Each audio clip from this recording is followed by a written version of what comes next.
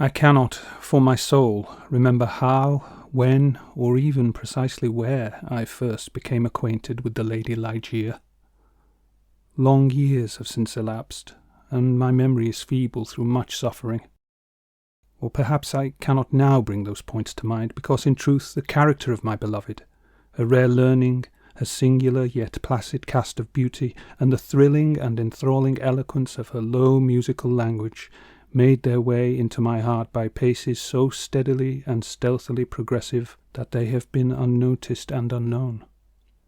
Yet I believe that I met her first and most frequently in some large, old, decaying city near the Rhine. Of her family, I have surely heard her speak. That it is of a remotely ancient date cannot be doubted. Ligeia,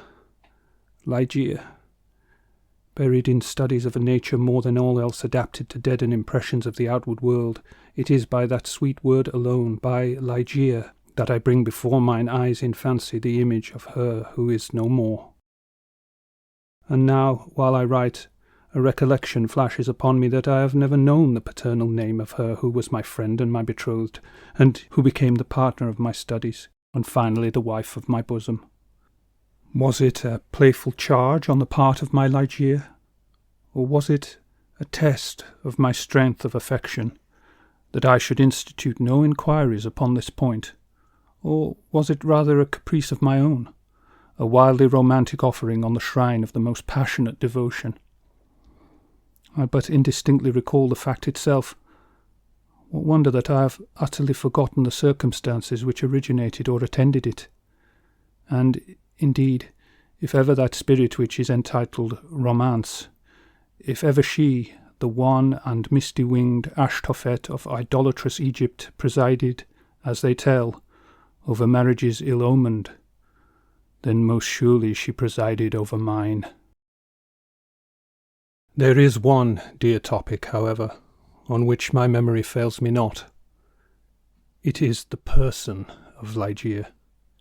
In stature she was tall, somewhat slender, and in her latter days even emaciated. I would in vain attempt to portray the majesty, the quiet ease of her demeanour, or the incomprehensible lightness and elasticity of her footfall. She came and departed as a shadow. I was never made aware of her entrance into my closed study, save by the dear music of her low, sweet voice, as she placed her marble hand upon my shoulder. In beauty of face no maiden ever equalled her. It was the radiance of an opium dream, an airy and spirit-lifting vision more wildly divine than the fantasies which hovered about the slumbering souls of the daughters of Delos. Yet her features were not of that regular mould which we have been falsely taught to worship in the classical labours of the heathen. There is no exquisite beauty, says Bacon, Lord Verulam, speaking truly of all the forms and genera of beauty, without some strangeness in the proportion. Yet, although I saw that the features of Ligeia were not of a classic regularity, although I perceived that her loveliness was indeed exquisite, and felt that there was much of strangeness pervading it, yet I have tried in vain to detect the irregularity, and to trace home my own perception of the strange. I examined the contour of the lofty and pale forehead. It was faultless. How cold indeed that word when applied to a majesty so divine! The skin rivalling the purest ivory, the commanding extent and repose, the gentle prominence of the regions above the temples, and then the raven black, the glossy, the luxuriant and naturally curling tresses, setting forth the full force of the Homeric epithet hyacinthine. I looked at the delicate outlines of the nose, and nowhere but in the graceful medallions of the Hebrews had I beheld a similar perfection. There were the same luxurious smoothness of surface, the same scarcely perceptible tendency to the aquiline, the same harmoniously curved nostrils speaking the free spirit. I regarded the sweet mouth. Here was indeed the triumph of all things heavenly. The magnificent turn of the short upper lip, the soft, voluptuous slumber of the under, the dimples which sported, and the colour which spoke, the teeth glancing back with a brilliancy almost startling every ray of the holy light which fell upon them in her serene and placid, yet most exultingly radiant of all smiles. I scrutinized the formation of the chin, and here, too, I found the gentleness of breadth, the softness and the majesty, the fullness and the spirituality of the Greek, the contour which the god Apollo revealed but in a dream to Cleomenes, the son of the Athenian. And then I peered into the large eyes of Ligeia. For eyes we have no models in the remotely antique. It might have been, too, that in these eyes of my beloved lay the secret to which Lord Verulam alludes. They were, I must believe, far larger than the ordinary eyes of our own race. They were even fuller than the fullest of the gazelle eyes of the tribe of the valley of Nourjahad. Yet it was only at intervals, in moments of intense excitement, that this peculiarity became more than slightly noticeable in Ligeia, and at such moments was her beauty, in my heated fancy, thus it appeared perhaps, the beauty of beings either above or apart from the earth, the beauty of the fabulous Houri of the Turk. The hue of the orbs was the most brilliant of black, and far over them hung jetty lashes of great length. The brows, slightly irregular in outline, had the same tint. The strangeness, however, which I found in the eyes, was of a nature distinct from the formation, or the colour, or the brilliancy of the features, and must, after all, be referred to the expression. Ah, word of no meaning, behind whose vast latitude of mere sound we entrench our ignorance of so much of the spiritual. The expression of the eyes of Ligeia. How for long hours have I pondered upon it. How have I, through the whole of a midsummer night, struggled to fathom it. What was it? That something more profound than the well of Democritus, which lay far within the pupils of my beloved. What was it? I was possessed with a passion to discover. Those eyes, those large, those shining, those divine orbs. They became to me twin stars of Leda, and I to them devoutest of astrologers.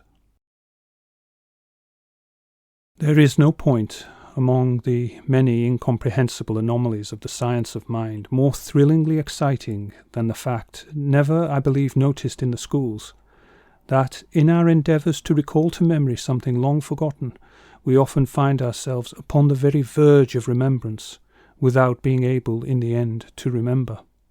And thus how frequently, in my intense scrutiny of Ligeia's eyes, have I felt approaching the full knowledge of their expression, felt it approaching, yet not quite be mine, and so at length entirely depart. And strange, oh strangest mystery of all, I found in the commonest objects of the universe a circle of analogies to that expression. I mean to say that subsequently to the period when Ligeia's beauty passed into my spirit, there dwelling as in a shrine, I derived from many existences in the material world a sentiment such as I felt always aroused within me by her large and luminous orbs. Yet not the more could I define that sentiment, or analyse, or even steadily view it. I recognized it, let me repeat, sometimes in the survey of a rapidly growing vine, in the contemplation of a moth, a butterfly, a chrysalis, a stream of running water. I have felt it in the ocean, in the falling of a meteor. I have felt it in the glances of unusually aged people. And there are one or two stars in heaven, one especially, a star of the 6th magnitude, double and changeable, to be found near the large star in Lyra, in a telescopic scrutiny of which I have been made aware of the feeling. I have been filled with it by certain sounds from stringed instruments, and not unfrequently by passages from books. Among innumerable other instances, I well remember something in a volume of Joseph Glanville, which, perhaps merely from its quaintness, we shall say, never failed to inspire me with the sentiment, "And the will therein lieth, which dieth not. Who knoweth the mysteries of the will with its vigour? For God is but a great will pervading all things by nature of its intentness. Man doth not yield him to the angels, nor unto death utterly, save only through the weakness of his feeble will." Length of years and subsequent reflection have enabled me to trace indeed some remote connection between this passage in the English moralist and a portion of the character of Ligeia.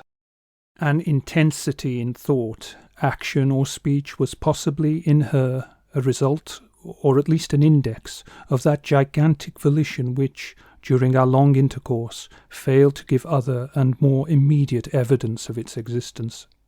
Of all the women whom I have ever known, she, the outwardly calm, the ever-placid Ligeia, was the most violently a prey to the tumultuous vultures of stern passion. And of such passion I could form no estimate, save by the miraculous expansion of those eyes, which at once so delighted and appalled me, by the almost magical melody, modulation, distinctness, and placidity of her very low voice, and by the fierce energy, rendered doubly effective by contrast with her manner of utterance, of the wild words which she habitually uttered. I have spoken of the learning of Ligeia. It was immense, such as I have never known in woman. In the classical tongues was she deeply proficient, and as far as my own acquaintance extended in regard to the modern dialects of Europe, I have never known her at fault. Indeed, upon any theme of the most admired, because simply the most abstruse of the boasted erudition of the Academy, have I ever found Ligeia at fault. How singularly, how thrillingly, this one point in the nature of my wife has forced itself, at this late period only, upon my attention. I said her knowledge was such as I have never known in woman, but where breathes the man who has traversed, and successfully, all the wide areas of moral, physical, and mathematical science? I saw not then, what I now clearly perceive, that the acquisitions of Ligeia were gigantic, were astounding. Yet I was sufficiently aware of her infinite supremacy to resign myself, with a childlike confidence, to her guidance through the chaotic world of metaphysical investigation at which I was most busily occupied during the earliest years of our marriage. With how vast a triumph, with how vivid a delight, with how much of all that is ethereal in hope did I feel, as she bent over me in studies but little sought, but less known, that delicious vista by slow degrees expanding before me, down whose long, gorgeous, and all untrodden path I might at length pass onward to the goal of a wisdom too divinely precious not to be forbidden. How poignant, then, must have been the grief with which, after some years, I beheld my well-grounded expectations take wings to themselves and fly away. Without Ligeia, I was but as a child groping benighted. Her presence, her readings alone, rendered vividly luminous the many mysteries of the transcendentalism in which we were immersed. Wanting the radiant lustre of her eyes, letters, lambent and golden, grew duller than Saturnian lead. And now those eyes shone less and less frequently upon the pages over which I pored. Ligeia grew ill. The wild eyes blazed with a too glorious effulgence. The pale fingers became of the transparent waxen hue of the grave, and the blue veins upon the lofty forehead swelled and sank impetuously with the tides of the most gentle emotion. I saw that she must die, and I struggled desperately in spirit with the grim Azrael. And the struggles of the passionate wife were, to my astonishment, even more energetic than my own. There had been much in her stern nature to impress me with the belief that, to her, death would have come without its terrors, but not so. Words are impotent to convey any just idea of the fierceness of resistance with which she wrestled with the shadow. I groaned in anguish at the pitiable spectacle. I would have soothed, I would have reasoned, but in the intensity of a wild desire for life, but for life, solace and reason were alike the uttermost of folly. Yet not until the last instance, amid the most convulsive writhings of her fierce spirit, was shaken the external placidity of her demeanour. Her voice grew more gentle, grew more low, yet I would not wish to dwell upon the wild meaning of the quietly uttered words. My brain reeled as I hearkened, entranced, to a melody more than mortal, to assumptions and aspirations which mortality had never before known. That she loved me I should not have doubted, and I might have been easily aware that, in a bosom such as hers, love would have reigned no ordinary passion. But in death only was I fully impressed with the strength of her affection. For long hours, detaining my hand, would she pour out before me the overflowing of a heart whose more than passionate devotion amounted to idolatry. How had I deserved to be so blessed by such confessions? How had I deserved to be so cursed with the removal of my beloved in the hour of her making them? But upon this subject I cannot bear to dilate. Let me say only that in Ligeia's more than womanly abandonment to a love, alas, all unmerited, all unworthily bestowed, I at length recognized the principle of her longing with so wildly earnest a desire for the life which was now fleeing so rapidly away. It is this wild longing, it is this eager vehemence of desire for life, but for life, that I have no power to portray, no utterance capable of expressing. At high noon of the night in which she departed, beckoning me peremptorily to her side, she bade me repeat certain verses composed by herself not many days before. I obeyed her. They were these. Lo, 'tis a gala night within the lonesome latter years. An angel throng, bewinged, bedight in veils, and drowned in tears, sit in a theatre to see a play of hopes and fears, while the orchestra breathes fitfully the music of the spheres.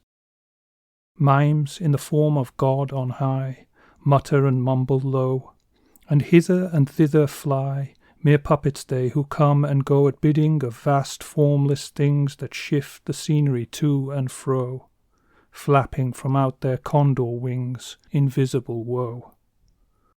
That motley drama, oh, be sure it shall not be forgot, with its phantom chased for evermore by a crowd that seized it not, through a circle that ever returneth in to the selfsame spot, and much of madness and more of sin and horror the soul of the plot. But see, amid the mimic rout, a crawling shape intrude, a blood-red thing that writhes from out the scenic solitude. It writhes, with mortal pangs the mimes become its food, and the seraphs sob at vermin fangs in human gore imbued. Out are the lights, out all, and over each quivering form the curtain, a funeral pall, comes down with the rush of a storm, and the angels, all pallid and wan, uprising, unveiling, affirm that the play is the tragedy, man, and its hero, the conqueror worm. "O God!" half-shrieked Ligeia, leaping to her feet and extending her arms aloft with a spasmodic movement, as I made an end of these lines. "O God! O Divine Father! Shall these things be undeviatingly so? Shall this conqueror be not once conquered? Are we not part and parcel in thee? Who knoweth the mysteries of the will with its vigour? Man doth not yield him to the angels, nor unto death utterly, save only through the weakness of his feeble will." And now, as if exhausted with emotion, she suffered her white arms to fall, and returned solemnly to her bed of death. And as she breathed her last sighs, there came mingled with them a low murmur from her lips. I bent to them my ear, and distinguished, again, the concluding words of the passage in Glanville. "Man doth not yield him to the angels, nor unto death utterly, save only through the weakness of his feeble will." She died, and I, crushed into the very dust with sorrow, could no longer endure the lonely desolation of my dwelling in the dim and decaying city by the Rhine. I had no lack of what the world calls wealth. Ligeia had brought me far more, very far more than ordinarily falls to the lot of mortals. After a few months, therefore, of weary and aimless wandering, I purchased and put in some repair an abbey, which I shall not name, in one of the wildest and least frequented portions of fair England. The gloomy and dreary grandeur of the building, the almost savage aspect of the domain, the many melancholy and time-honoured memories connected with both, had much in unison with the feelings of utter abandonment which had driven me into that remote and unsocial region of the country.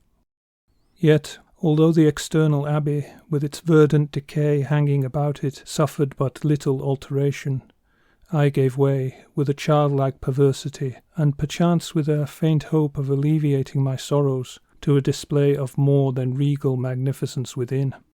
For such follies even in childhood I had imbibed a taste, and now they came back to me as if in the dotage of grief. Alas, I feel how much even of incipient madness might have been discovered in the gorgeous and fantastic draperies, in the solemn carvings of Egypt, in the wild cornices and furniture, in the bedlam patterns of the carpets of tufted gold. I had become a bounden slave in the trammels of opium, and my labours and my orders had taken a colouring from my dreams. But these absurdities I must not pause to detail. Let me speak only of that one chamber, ever accursed, whither, in a moment of mental alienation, I led from the altar as my bride, as the successor of the unforgotten Ligeia, the fair-haired and blue-eyed Lady Rowena Trevanion of Tremaine. There is no individual portion of the architecture and decoration of that bridal chamber which is not now visibly before me. Where were the souls of the haughty family of the bride when, through thirst of gold, they permitted to pass the threshold of an apartment so bedecked, a maiden and a daughter so beloved? I have said that I minutely remember the details of the chamber, yet I am sadly forgetful on topics of deep moment, and here there was no system, no keeping, in the fantastic display to take hold upon the memory. The room lay in a high turret of the castellated abbey, was pentagonal in shape, and of capacious size. Occupying the whole southern face of the pentagon was the sole window, an immense sheet of unbroken glass from Venice, a single pane and tinted of a leaden hue, so that the rays of either the sun or moon passing through it fell with a ghastly lustre on the objects within. Over the upper portion of this huge window extended the trellis-work of an aged vine, which clambered up the massy walls of the turret. The ceiling, of gloomy-looking oak, was excessively lofty, vaulted, and elaborately fretted with the wildest and most grotesque specimens of a semi-Gothic, semi-Druidical device. From out the most central recess of this melancholy vaulting depended, by a single chain of gold with long links, a huge censer of the same metal, Saracenic in pattern, and with many perforations so contrived that there writhed in and out of them, as if endued with a serpent vitality, a continual succession of party-coloured fires. Some few ottomans and golden candelabra, of Eastern figure, were in various stations about, and there was the couch too, the bridal couch, of an Indian model, and low, and sculptured of solid ebony, with a pall-like canopy above. In each of the angles of the chamber stood on end a gigantic sarcophagus of black granite, from the tombs of the kings over against Luxor, with their aged lids full of immemorial sculpture. But in the draping of the apartment lay, alas, the chief fantasy of all. The lofty walls, gigantic in height, even unproportionably so, were hung from summit to foot in vast folds with a heavy and massive-looking tapestry of a material which was found alike as a carpet on the floor, as a covering for the ottomans and the ebony bed, as a canopy for the bed, and as the gorgeous volutes of the curtains which partially shaded the window. The material was the richest cloth of gold. It was spotted all over at irregular intervals with arabesque figures, about a foot in diameter, and wrought upon the cloth in patterns of the most jetty black. But these figures partook of the true character of the arabesque only when regarded from a single point of view. By a contrivance now common, and indeed traceable to a very remote period of antiquity, they were made changeable in aspect. To one entering the room they bore the appearance of simple monstrosities, but upon a farther advance this appearance gradually departed, and step by step, as the visitor moved his station in the chamber, he saw himself surrounded by an endless succession of the ghastly forms which belong to the superstition of the Norman, or arise in the guilty slumbers of the monk. The phantasmagoric effect was vastly heightened by the artificial introduction of a strong, continual current of wind behind the draperies, giving a hideous and uneasy animation to the whole. In halls such as these, in a bridal chamber such as this, I passed, with the Lady of Tremaine, the unhallowed hours of the first month of our marriage, passed them with but little disquietude. That my wife dreaded the fierce moodiness of my temper, that she shunned me and loved me but little, I could not help perceiving. But it gave me rather pleasure than otherwise. I loathed her, with a hatred belonging more to demon than to man. My memory flew back, oh, with what intensity of regret, to Ligeia, the beloved, the august, the beautiful, the entombed. I revelled in recollections of her purity, of her wisdom, of her lofty, her ethereal nature, of her passionate, her idolatrous love. Now then did my spirit fully and freely burn with more than all the fires of her own. In the excitement of my opium dreams, for I was habitually fettered in the shackles of the drug, I would call aloud upon her name, during the silence of the night, or among the sheltered recesses of the glens by day, as if, through the wild eagerness, the solemn passion, the consuming ardour of my longing for the departed, I could restore her to the pathway she had abandoned. Ah! Could it be forever upon the earth? About the commencement of the second month of the marriage, the Lady Rowena was attacked with sudden illness, from which her recovery was slow. The fever which consumed her rendered her nights uneasy, and in her perturbed state of half-slumber she spoke of sounds and of motions in and about the chamber of the turret, which I concluded had no origin save in the distemper of her fancy, or perhaps in the phantasmagoric influences of the chamber itself. She became at length convalescent, finally well, yet but a brief period elapsed ere a second, more violent disorder again threw her upon a bed of suffering, and from this attack her frame, at all times feeble, never altogether recovered. Her illnesses were, after this epoch, of alarming character, and of more alarming recurrence, defying alike the knowledge and the great exertions of her physicians. With the increase of the chronic disease which had thus apparently taken too sure hold upon her constitution to be eradicated by human means, I could not fail to observe a similar increase in the nervous irritation of her temperament and in her excitability by trivial causes of fear. She spoke again, and now more frequently and pertinaciously, of the sounds, of the slight sounds, and of the unusual motions among the tapestries, to which she had formerly alluded. One night, near the closing in of September, she pressed this distressing subject with more than usual emphasis upon my attention. She had just awakened from an unquiet slumber, and I had been watching, with feelings half of anxiety, half of vague terror, the workings of her emaciated countenance. I sat by the side of her ebony bed, upon one of the ottomans of India. She partly arose and spoke, in an earnest low whisper, of sounds which she then heard, but which I could not hear, of motions which she then saw, but which I could not perceive.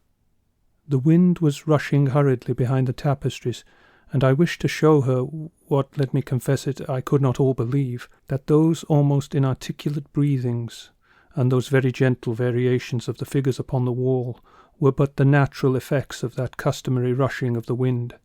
But a deadly pallor, overspreading her face, had proved to me that my exertions to reassure her would be fruitless. She appeared to be fainting, and no attendants were within call. I remembered where was deposited a decanter of light wine which had been ordered by her physicians, and hastened across the chamber to procure it.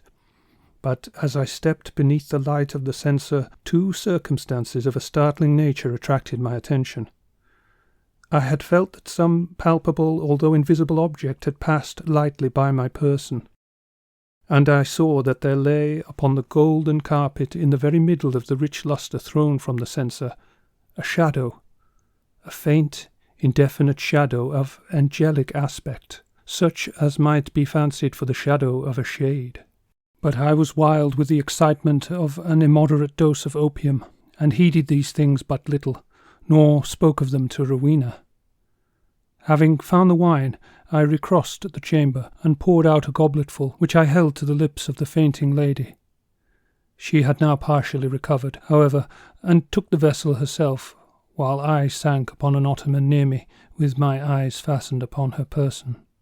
It was then that I became distinctly aware of a gentle footfall upon the carpet, and near the couch, and in a second thereafter, as Rowena was in the act of raising the wine to her lips, I saw, or may have dreamed that I saw, fall within the goblet, as if from some invisible spring in the atmosphere of the room, 3 or 4 large drops of a brilliant and ruby-coloured fluid. If this I saw, not so Rowena. She swallowed the wine unhesitatingly, and I forbore to speak to her of a circumstance which must, after all, I considered, have been but the suggestion of a vivid imagination, rendered morbidly active by the terror of the lady, by the opium, and by the hour. Yet I cannot conceal it from my own perception that, immediately subsequent to the fall of the ruby drops, a rapid change for the worse took place in the disorder of my wife, so that, on the 3rd subsequent night, the hands of her menials prepared her for the tomb, and on the 4th I sat alone, with her shrouded body, in that fantastic chamber which had received her as my bride. Wild visions, opium engendered, flitted shadow-like before me. I gazed with unquiet eye upon the sarcophagi in the angles of the room, upon the varying figures of the drapery, and upon the writhing of the parti-coloured fires in the censer overhead. My eyes then fell, as I called to mind the circumstances of a former night, to the spot beneath the glare of the censer, where I had seen the faint traces of the shadow. It was there, however, no longer, and breathing with greater freedom, I turned my glances to the pallid and rigid figure upon the bed. Then rushed upon me 1,000 memories of Ligeia, and then came back upon my heart, with the turbulent violence of a flood, the whole of that unutterable woe with which I had regarded her thus enshrouded. The night waned, and still, with a bosom full of bitter thoughts of the one only and supremely beloved, I remained gazing upon the body of Rowena. It might have been midnight, or perhaps earlier or later, for I had taken no note of time, when a sob, low, gentle but very distinct, startled me from my reverie.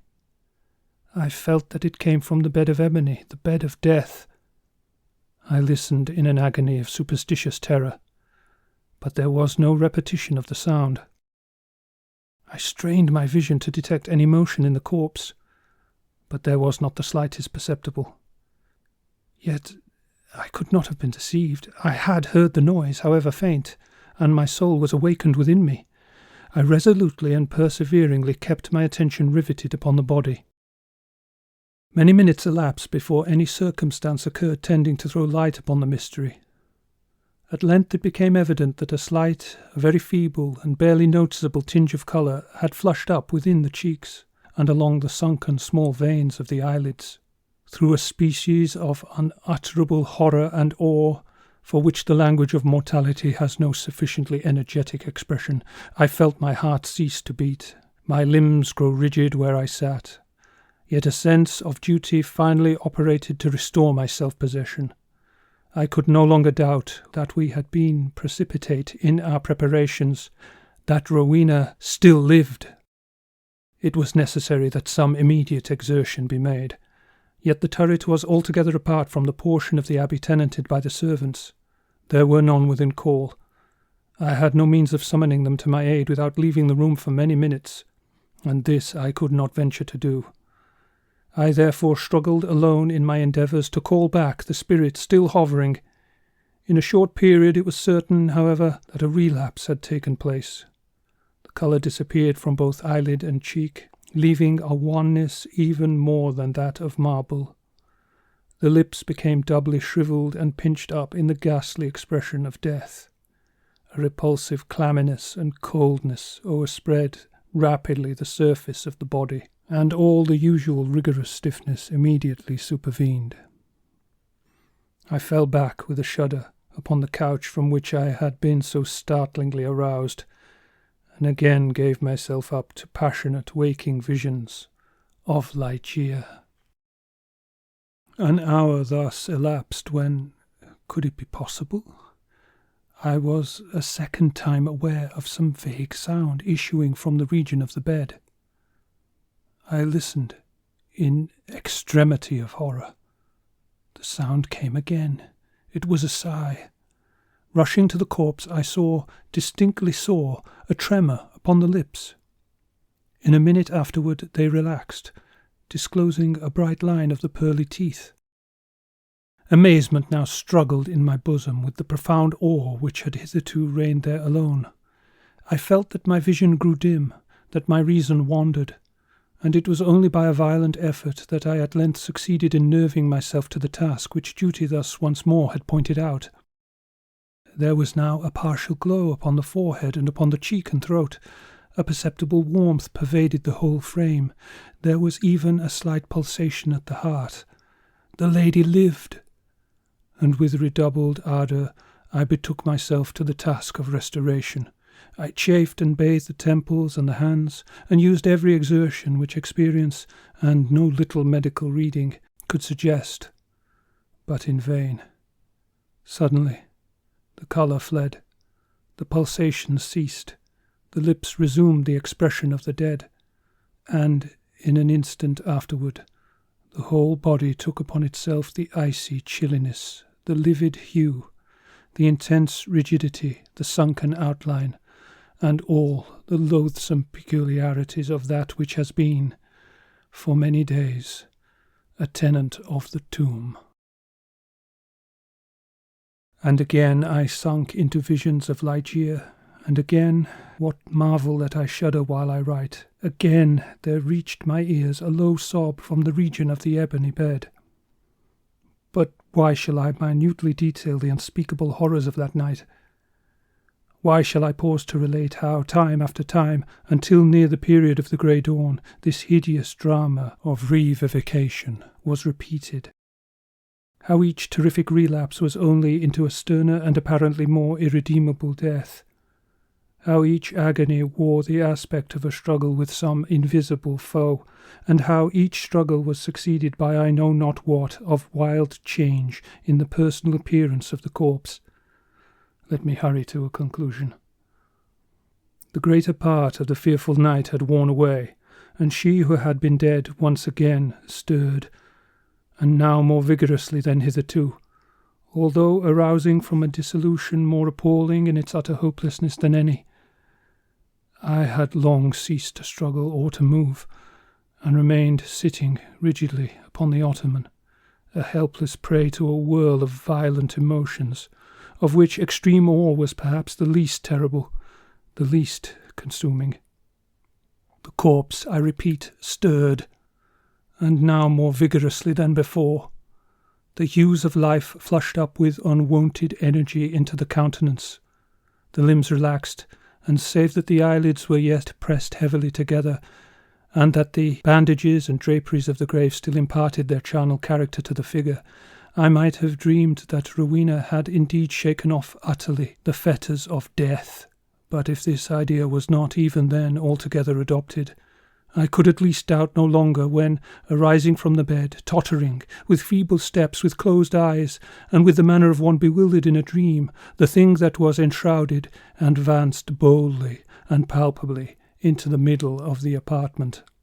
I trembled not, I stirred not, for a crowd of unutterable fancies connected with the air, The stature, the demeanour of the figure, rushing hurriedly through my brain, had paralysed, had chilled me into stone. I stirred not, but gazed upon the apparition. There was a mad disorder in my thoughts, a tumult unappeasable. Could it indeed be the living Rowena who confronted me? Could it indeed be Rowena at all, the fair-haired, the blue-eyed Lady Rowena Trevanion of Tremaine? Why should I doubt it? The bandage lay heavily about the mouth, but then might it not be the mouth of the breathing Lady of Tremaine? And the cheeks? There were the roses as in her noon of life. Yes, these might indeed be the fair cheeks of the living Lady of Tremaine. And the chin with its dimples, as in health, might it not be hers? But had she then grown taller since her malady? What inexpressible madness seized me with that thought? One bound and I had reached her feet. Shrinking from my touch, she let fall from her head, unloosened, the ghastly cerements which had confined it, and there streamed forth, into the rushing atmosphere of the chamber, huge masses of long and dishevelled hair. It was blacker than the raven wings of the midnight. And now slowly opened the eyes of the figure which stood before me. "Here then at least," I shrieked aloud, Can I never be mistaken? These are the full and the black and the wild eyes of my lost love, of the lady Ligeia.